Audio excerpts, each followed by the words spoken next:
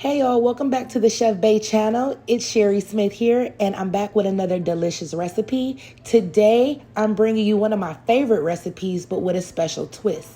It's Southern classic collard green gumbo. And y'all, this dish is hearty, it's soulful, and it's bursting with flavor. So let's get started. First, we're gonna prep our veggies. We've got a bell pepper, an onion, garlic cloves, some celery stalks, and we're gonna start off by just dicing those up nice and small. And these ingredients are the foundation of our gumbo, and it's gonna bring out that signature flavor. Now, while I'm chopping up my garlic, do me a favor and smash that like button and hit the subscribe button if you haven't done so already. Next, we're gonna start slicing up our sausage. I have about a pound of andouille smoked sausage, and that is the sausage you wanna get for this recipe. You want thicker slices so every bite packs a punch. And I'm telling you, this sausage, it has a smoky goodness to it that I'm sure you'll enjoy. This sausage is going to add so much depth and flavor to our gumbo. Just watch. Now let's get our neck bones ready. I got some pork neck bones, but you can use smoked turkey if you don't eat pork. And we're going to boil them. You just throw them in a pan, throw in your broth, boil them until they're tender, until the meat is falling off the bone. And here's a tip. If you have a pressure cooker, you should definitely use that because that will cut the cooking down by at least half of the time when you're cooking the neck bones. So this broth is going to be our flavor base, and baby, you know it's going to be good. Now let's start on our roux. We're going to start off with a cup of flour and a cup of oil, and we're going to start mixing this up until all the lumps and clumps are gone. You want to stir this consistently over medium heat until it turns a deep chocolate brown color. I set my timer for 40 minutes and I put on one of my favorite albums, and that's just about enough time to get this beautiful brown deep chocolate color that we're looking for. But you don't want to rush this part because it's all about building that deep nutty flavor that takes gumbo to the next level. Now we're going to add in our holy trinity, which is our chopped bell pepper, onions, celery, and garlic. You want to stir everything up until it's well coated, and you want to let them cook for about 4 to 5 minutes until those veggies soften up in the roux. And around this time is when your kitchen and your house is about to smell amazing. Now that those 4 or 5 minutes have passed, I'm going to season this up.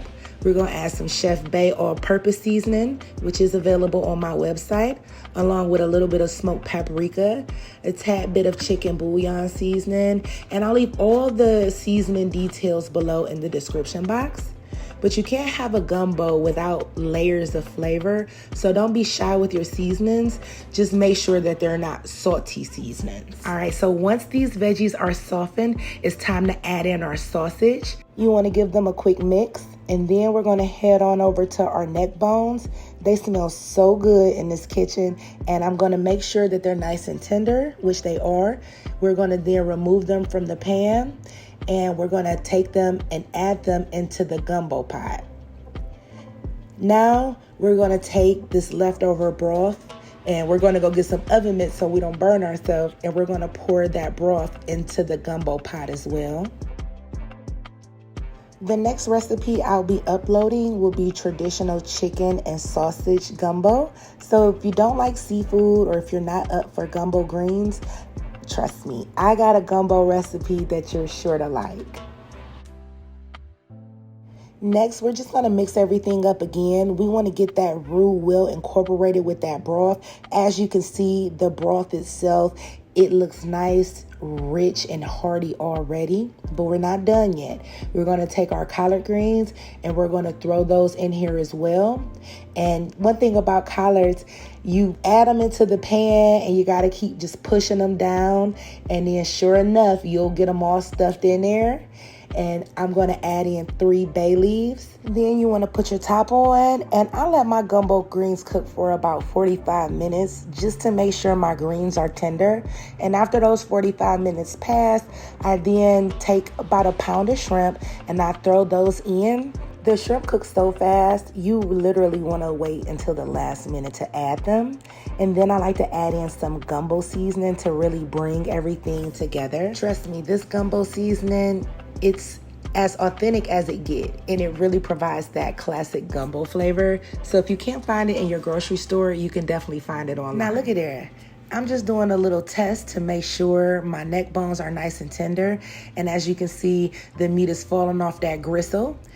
As I told y'all earlier, don't forget to take out your bay leaves because nobody want to take a big bite of that. And man, once you stir everything up and just take a big old spoonful out, this is how it's going to look. It's going to look amazing, smell amazing, but it's going to taste better than anything that you've ever had. And you can serve this up over some rice or even a cornbread muffin. I have some cornbread that I already made, so I'm going to cut out a nice little square. I'm going to fill up my heart-shaped bowl with a few scoops of this delicious collard green gumbo. And you can't forget a couple scoops of the turkey meat and some of those fat, juicy shrimp. And there you have it. Collard green gumbo. Listen, these collard greens soaking up all the delicious flavors of the smoked meat, the veggies, and the shrimp is a guaranteed hit in your household the way it's a hit in my household. So make sure you guys try the recipe and feel free to come back and let me know how you like it. Comment below, subscribe, and I will see you guys on the next video. Thanks for watching and peace out, guys.